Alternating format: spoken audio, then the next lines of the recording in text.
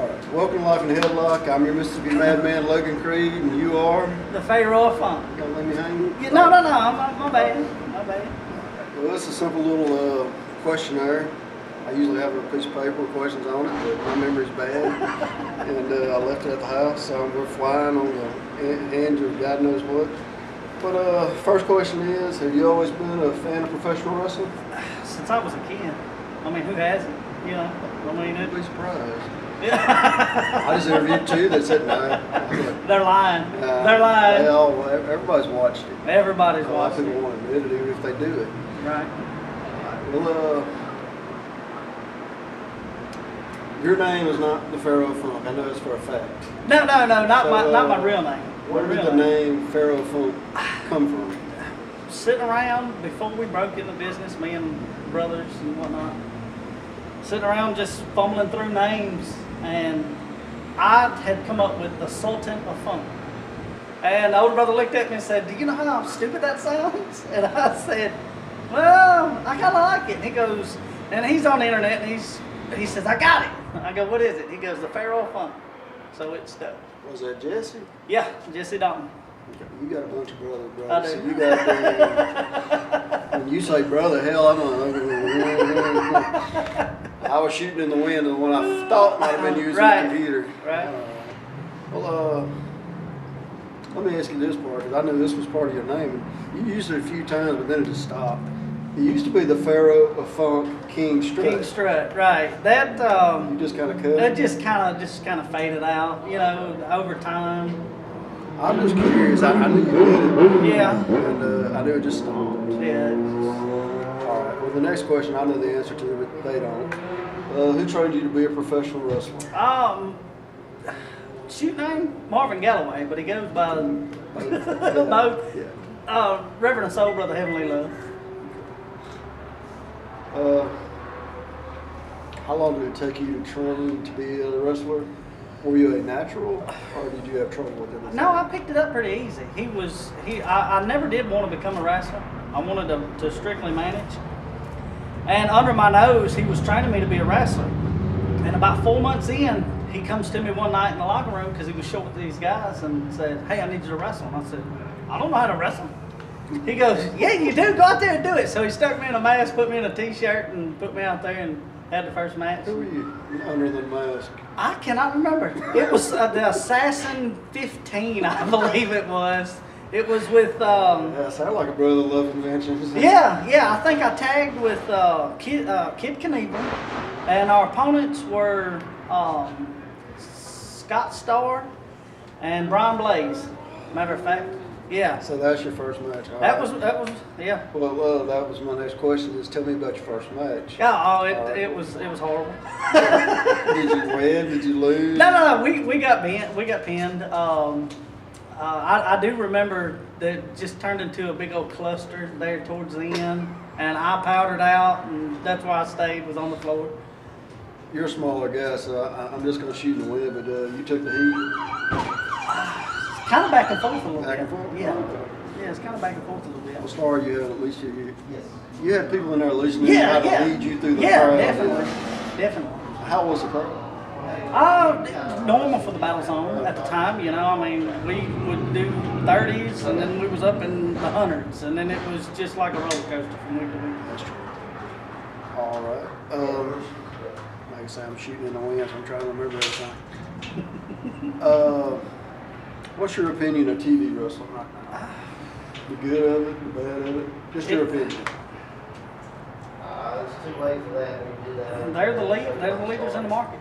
I mean, Vince has got the monopoly on it. So I mean, whatever they do, we have to follow. So I mean, that's what the people want to see. You know, so we got to, you know, it's hard being an indie wrestler. You know, but we just got to. Indie wrestling is constantly evolving. You know, because we got to keep up with whatever. So, you know, I mean, it's still alive for the good part, but for us to try to keep up with it, you know, I mean, I guess that's the bad part because we don't have the stage and the lights and the sound and the pyros and the money exactly. So, That's a big part. yeah. I mean, so I'm watching it, so I mean, it can't be. I mean, everybody has an opinion. Well, let me ask you this. I'm gonna word it differently for you because you're different. But I've been asking about wrestling, reffing. I know you reffed a little. I reffed a little bit, yeah. You promoted. Promoted. If you were going to do any of the three, which one do you want to do? At my age now, probably promote.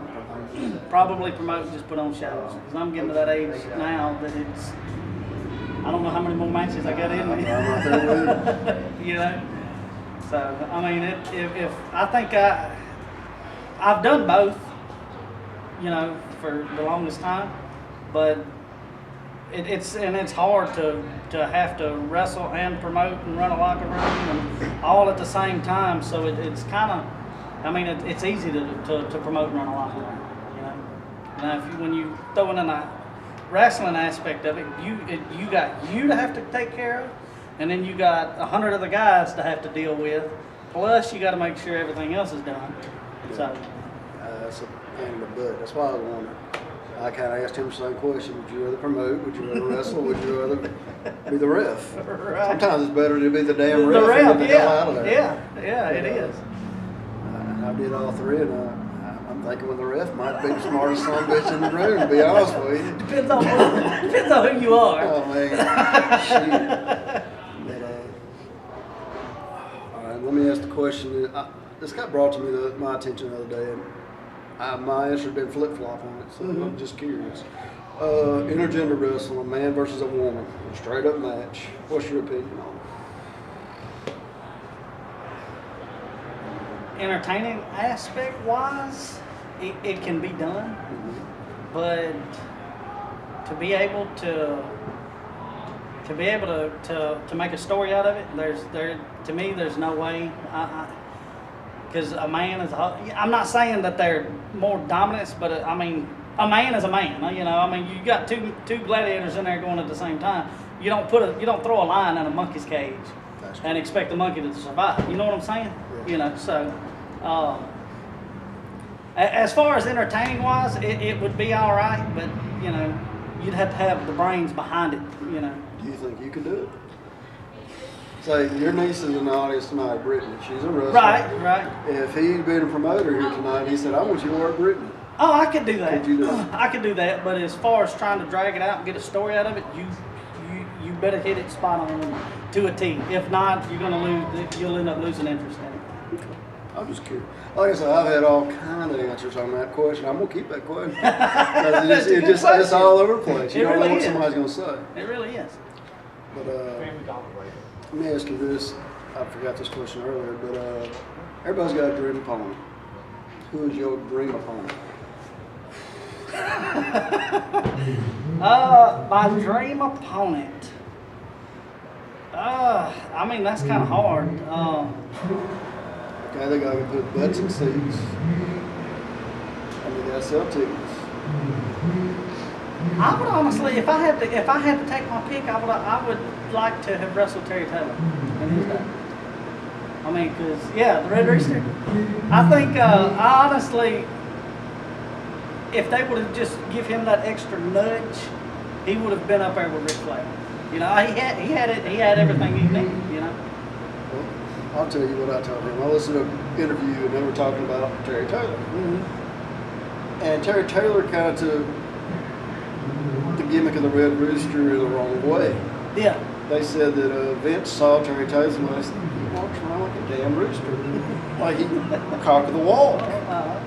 So he took the name and went literal with it and put a damn rooster Red head streak on it. on And they're like, that's not exactly what we wanted, but if you're dumb enough to do this, we're going to see how this goes. Yeah. And that kind of ended his career. But Yeah. I always thought it was interesting, like, you thought they wanted you to be a chicken. That ain't quite right, boy. You know, I mean, I can't imagine somebody going, I want me to be a damn chicken. But then again, they had Dusty Rose and Polka Dots. Yeah, that's true. Hey. You never know with things. But he made it work. Yes, You know, he he did. stuck with it and made it work. Probably the only person that could have made that work. Yeah. All right. Yeah. Well, you've done tag wrestling. You've Yeah. done singles wrestling. If you had to pick one, what would you prefer to do? Why? Singles wrestling, because in tags you kind of, it's not like you get rusty, but you get used to it. And you're sitting on that apron, and if you're steadily doing tags, you can't, it's harder for you to be able to keep up with what a singles wrestler can do. You know, if you take a guy out of a tag element, he'll gas a whole lot quicker than a singles wrestler will. Because that wind goes up, and wind goes down. Yeah, Wind goes yeah. up, wind goes Yeah, down. you ain't got nobody to tag in a singles match, you know. All right, well, let me ask you this, because this will probably be a fair assessment. You're more known for your mouth than your wrestling ability. Right. Do you think that's natural? Like, are you a natural talker? I used to work with you. I know people talk to you. And they'd like to give you hell. Right. But you go right back at them. Right. When I was a kid, no. But as I grew up and, you know, just started learning and said, hey, I got a mouth. I'm going to use it, you know. I think that's kind of one of the only other things that has saved me in this business, you know, is being able to you know, keep up, talk. Let me put it this way. Can you talk a crowd into a duel? Explain the importance of talking a crowd into a duel. Can you do that? Yeah. If you got a generic bland wrestler, okay, and he's good, but he can't talk to carry a story, nobody's going to want to see that. You know, but if you got a guy who can hide his flaws behind him talking, Hulk Hogan example. Yeah. Hulk Hogan was a talker. Was his wrestling ability great?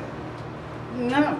And you know, as we grew up, you know, internet and stuff like that, we all seen that. But could Hulk Hogan sell out Madison Square Garden?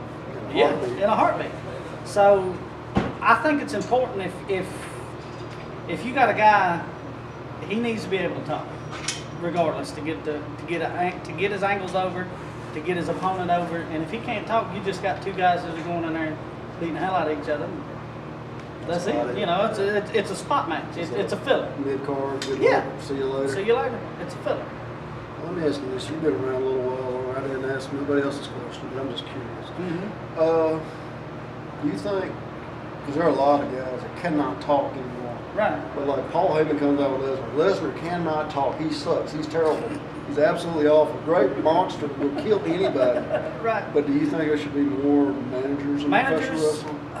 I mean, there's only like two right now. Yeah, I think there should be. I mean, you had Bobby Heenan, Mr. Fuji, Elizabeth, back in the 80s. Yeah. 80s and, you But know, early 90s. all of them could talk. Right. To help get the guys over that are good and that can go somewhere, yeah, I believe until they can learn, you should stick them in it. I agree. I think that's one thing that's missing from TV wrestling, because besides Paul Heyman and Alana, that's it. Yeah. And Lana's not great, but she's good enough. Yeah. Because Rusev's terrible. Right. Right. She can get the gimmick over. You know? I thought that was her real accent for the longest time. She's a movie star. That's why she fakes it so good. Right. There's a couple of really good movies. Go looking for them. You'll see more of Lana than you thought you'd be able to see. But yeah, it's nice to go find them. But well, the last question was more or less a personal thing. Wrestling's pretty much full of backstabbing and kicking some butts that you don't want to get. But if you could thank anybody that stuck by you through thick and thin, there's your opportunity. Anybody stuck by you? No, I mean, I got plenty of guys. I mean, there's Chris Black, Frankie, Joey Abel, you know, all those guys that we broke into. You know, I've had my squabbles with you and Robert, but you know, I mean, it all comes full circle. You know, you I'm not saying I've been anywhere, but like they've always said, that ladder you climb, you meet the same people on the way back down. You know, so I mean, I mean, we all got difference of opinions. Definitely, we all have difference of opinions. But you know, life's too short to go hold a grudge. You know, and I've witnessed that with a lot of people. So I mean, I just thank everybody. you know, that have bought tickets to, you know, me training them to sticking by me and through all the mess, and you know, even the ones that I said I'll never shake his hand again, and right, you know, you know, it's all those guys, you know, and a lot of guys know who they are. I gotta give you some questions. I can't ask anybody else this because you're the only person that knows this answer. If I know, if So, I can. no, you know the answer.